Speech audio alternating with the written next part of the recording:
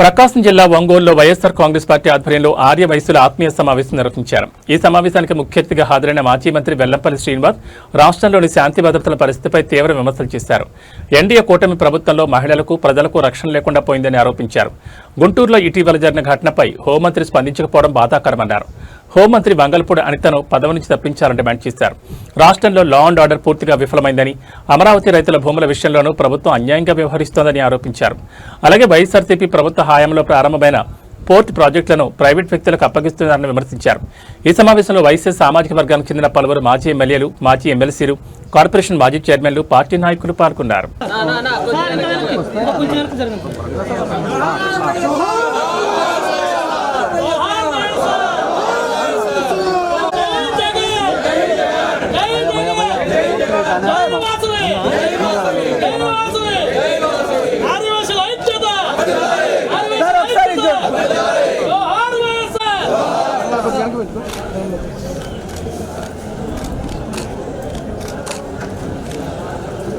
Okay sir.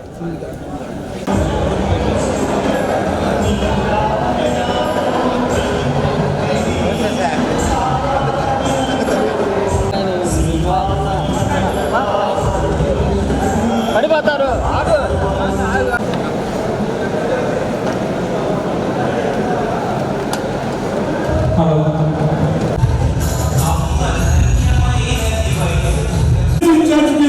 ఖచ్చితంగా నేను పంపిస్తాను అన్నా. ఈరోజు దమ్ముతో ధైర్యంతో ఈరోజు హాల్ పట్టకుండా ఆర్యవేశ్వర జిల్లా నుంచి వచ్చారు. ఈరోజు ఈ కార్యక్రమానికి విచ్చేసిన పెద్దలు ఆర్యవేశ్వరులో, ఎందుకంటే గవర్నమెంట్ ఎవరైనా వస్తారు, ఆ రోజు తప్పు కాదు. ఖచ్చితంగా చెబుతున్నా, ఈరోజు ఈ మీటింగ్ వచ్చిన ప్రతి ఒక్క ఆర్యవేశ్వరుడు ఈరోజు కూటమి ప్రభుత్వం ఏర్పడ్డాక మహిళలకు కానీ, ప్రజానికానికి కానీ, ముఖ్యంగా ఆర్య వయసులకు ఎవరికి కూడా భద్రత లేకుండా పోయింది. ఈరోజు మేము ఇక్కడ ఆర్యవయసు సమావేశంగా ఏర్పాటు చేసుకుని దాంట్లో కూడా అందరికీ కూడా ఏమైతే ఈ ప్రభుత్వంలో ఇబ్బంది పడతాం అవన్నీ కూడా చూపెడతాం జరుగుతుంది. ముఖ్యంగా మహిళా హోంమంత్రిగా ఉండి ఈ రాష్ట్రానికి నిన్న గుంటూరులో జరిగిన ఘటన ఏంటండి? గతంలో ఎప్పుడైనా అటువంటి ఘటనలు చూసామా? మరి చంద్రబాబు నాయుడు గారు, నారా లోకేష్, పవన్ కళ్యాణ్ కరెక్ట్గా 15 కిలోమీటర్ల దూరంలో ఉంటారు.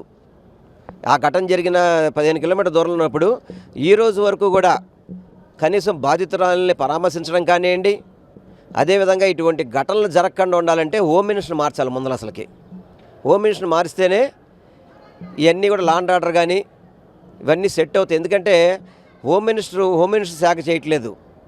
వైఎస్ఆర్సీపీ పార్టీ నాయకులను కానీ జగన్మోహన్ రెడ్డి గారిని తిట్టడానికి మాత్రం హోమ్ మినిస్టర్గా పనిచేస్తున్నారు తప్ప ఆమె ఎక్కడ కూడా శాంతి భద్రతలు కానీ, అదేవిధంగా పోలీస్ శాఖ మీద కానీ ఎక్కడ కూడా రివ్యూలు చేయడం కానీ అటువంటిది ఏం చేయదు.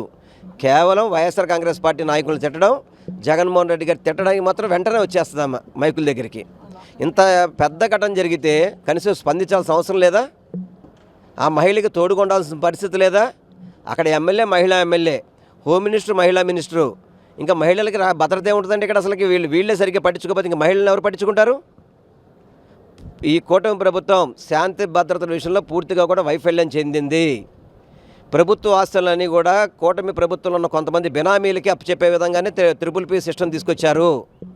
తప్పకుండా ఇది ప్రజా పోరాటాల ద్వారా మేము అడ్డుకుంటాం. ఒకవేళ దానికి కూడా వాళ్ళు ఇంకా ముందుకెళ్తే కనుక మేము న్యాయస్థానాలు ఆశ్రయిస్తాం. అన్ని విధాలు కూడా వాటిని అడ్డుకోవడానికి వైఎస్ఆర్ కాంగ్రెస్ పార్టీ సిద్ధంగా ఉంది. అదే మీరు చూశారు కదా, అమరావతిలో రైతులు ఎవరన్నా భూములు ఇచ్చినప్పుడు స్వచ్ఛందంగా తీసుకోండి. బలవంతంగా రైతులను చెట్లు కట్టేసి, రైతులనేమో ఇబ్బంది పెట్టి, వాళ్ళ పొలాల్లోకి వాళ్ళ ఎల్లకుండా గండి కొట్టేసి, అదేవిధంగా వాళ్ళ పొలాల్లోకి నీళ్లు పంపించేసి, ఏందండి ఇది అసలుకి? ఇది అసలు ప్రభుత్వమేనా? ఇది పరిపాలన? రైతులను ఆ విధంగా చూసుకునేది? రైతుల్ని ప్రతి ఒక్కళ్ళు ఏమంటారండి? దేవుడికి చూస్తారు. ఎందుకంటే మనం ఈరోజు బతుకుతున్నాం అంటే రైతు పండించిన పంటతో తిని బతుకుతున్నాం. అటువంటి రైతుకు దిక్కు లేకుండా పోయింది కూటమి ప్రభుత్వంలో. తప్పకుండా వైఎస్ఆర్ కాంగ్రెస్ పార్టీ వాటన్నింటినీ కూడా ఎదుర్కొంటుంది. రైతులకు కూడా అండగా ఉంటాం. వాళ్ళకి ఎటువంటి సహకారం కావాలన్నా కానీ వారి ద్వారా పోరాటాలు చేయడానికి మేము సిద్ధంగా ఉన్నాం తెలియపరుచుకుంటున్నాం.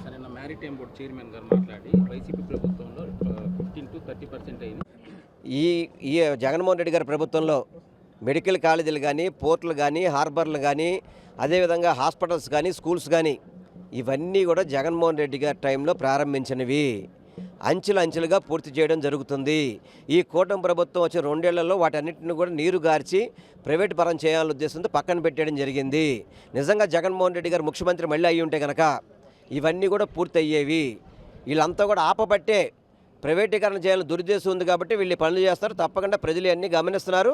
ఈ ప్రైవేటీకరణ మేము పూర్తిగా వ్యతిరేకిస్తాం కూడా.